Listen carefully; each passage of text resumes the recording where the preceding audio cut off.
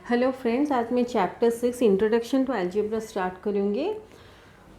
तो अलजेब्रा में हम लोग बहुत सारे स्मॉल अल्फ़ाबेट्स यूज़ करते हैं एक्सप्रेशंस के लिए।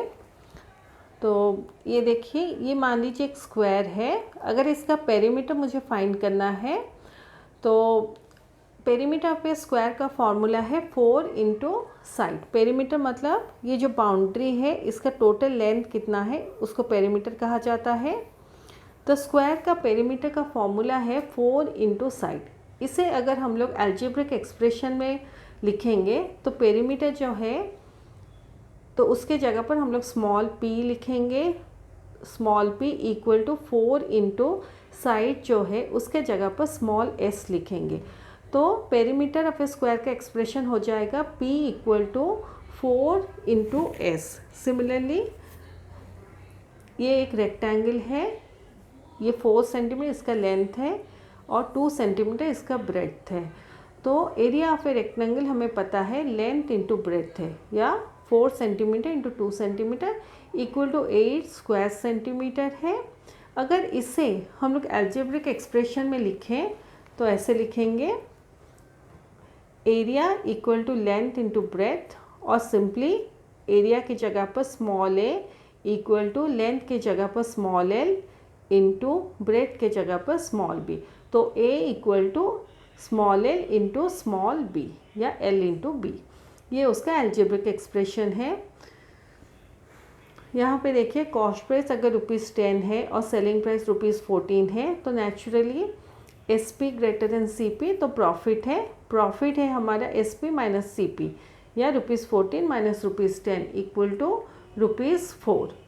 तो gain equal to SP minus CP अगर हम लोग अलजेब्रिक एक्सप्रेशन लिखेंगे तो गेन की जगह पर हम लोग स्मॉल g लिखेंगे इक्वल टू SP के जगह पर स्मॉल s माइनस CP के जगह पर स्मॉल c।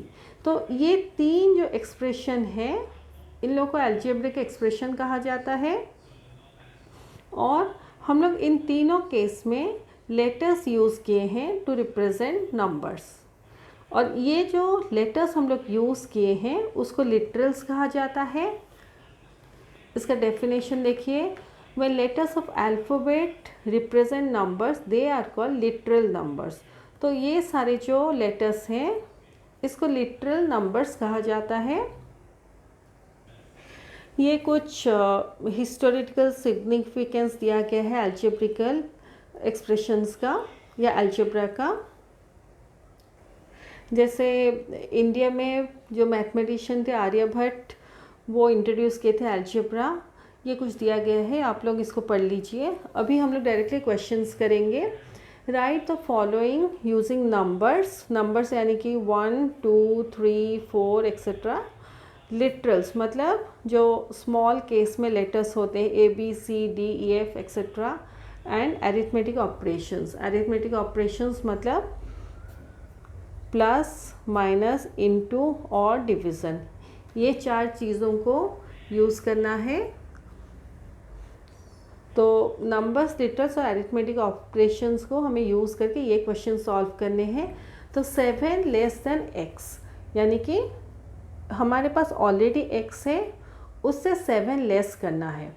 तो 7 लेस करना है मतलब x से हमें 7 माइनस करना पड़ेगा। तो इसका एक्सप्रेशन हो जाएगा x minus 7। Quotient of x by y, ये है 3 more than the quotient of x by y. तो quotient of x by y का मतलब है x बाई वाई, उससे 3 मोर कहा गया है, यानी उसे 3 ज़्यादा हमें करना है। तो हमें ज़्यादा करना है मतलब ऐड करना होगा 3। तो इसका एक्सप्रेशन हो जाएगा x by y plus 3। 5 times x is added to 2 times y। तो 5 टाइम्स x मतलब है 5x, यानी 5 इंटू एक्स। टाइम्स का मतलब होता है मल्टीप्लिकेशन, टाइम्स मतलब मल्टीप्लिकेशन।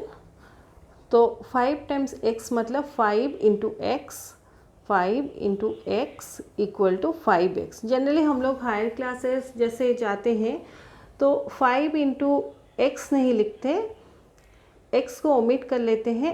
x मतलब मल्टीप्लिकेशन सिंबल जो है उसको नहीं लिखते, डायरेक्टली हम लोग 5x लिखते हैं। तो 5x का मीनिंग है 5 इंटू एक्स।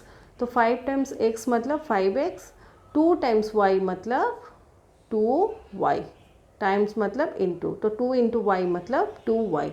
तो हमें लिखना है 5 times x added to 2 times y।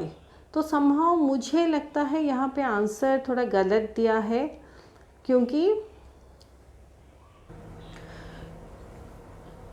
दिया गया है कि 5 times x added to 2 times y। तो 2y हमारे पास ऑलरेडी है, इसमें हम लोग ऐड करेंगे 5 टाइम्स x, तो ये 2y प्लस 5x होना चाहिए। मुझे लगता है ये आंसर होना चाहिए, क्योंकि ये लिखने से, ये एक्सप्रेशन लिखने से पता चल रहा है कि 5 टाइम्स x हमारे पास ऑलरेडी है और उसके साथ हम लोग 2y ऐड कर रहे हैं। तो इसका जो क्वेश्चन है वो ऐसे होना चाहिए था, 2 times y added to 5 times x, 2 times y added to 5 times x।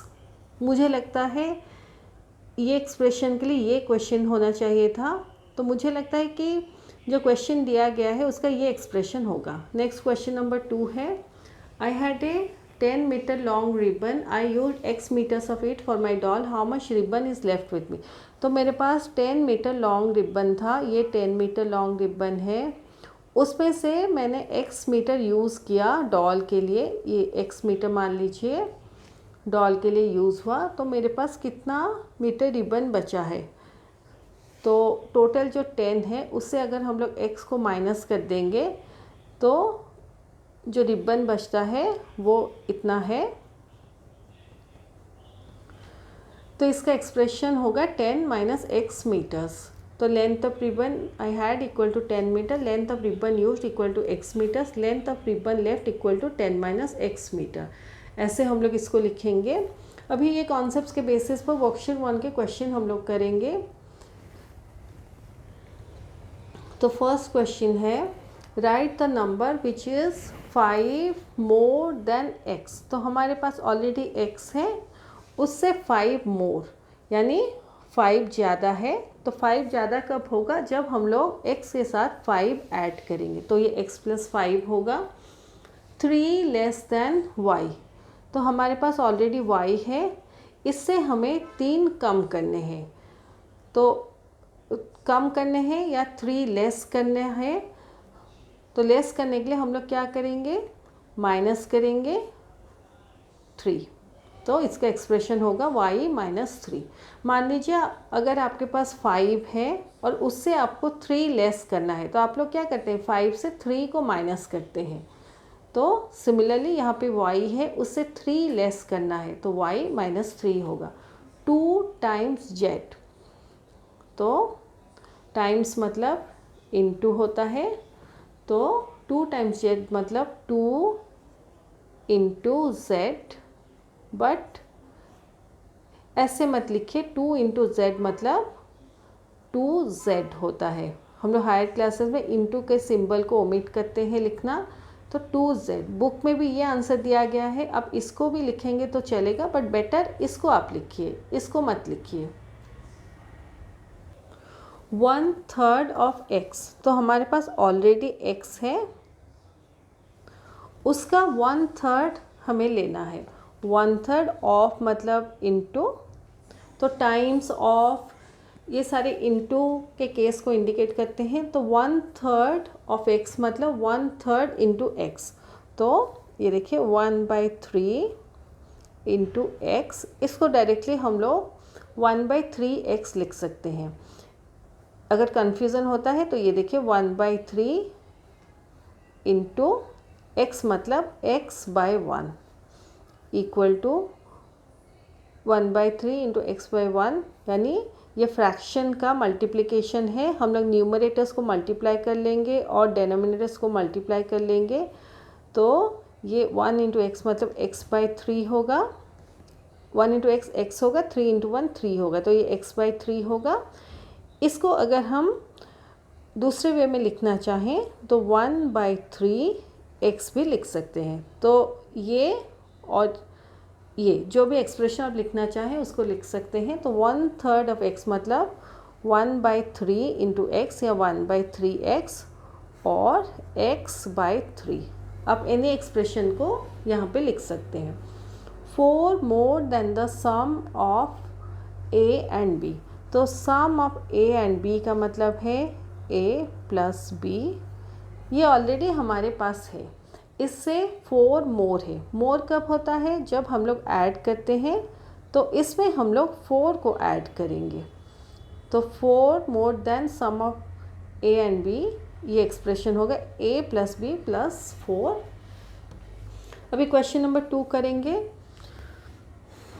Right the following expressions using numbers, literal numbers and arithmetic operations. जैसे मैं एक्सप्लेन की थी, नंबर्स जो स्मॉल केस में अल्फ़ाबेट्स हैं और जो प्लस माइनस डिवाइड इनटू, वो सब यूज़ करके हमें ये एक्सप्रेशंस लिखना है। x एडेड टू y, तो y हमारे पास ऑलरेडी है, उसके साथ हम लोग x को ऐड करते हैं।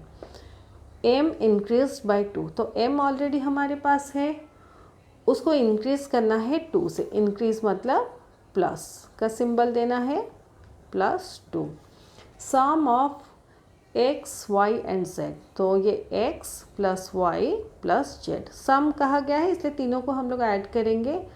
2 times p added to 3 times q।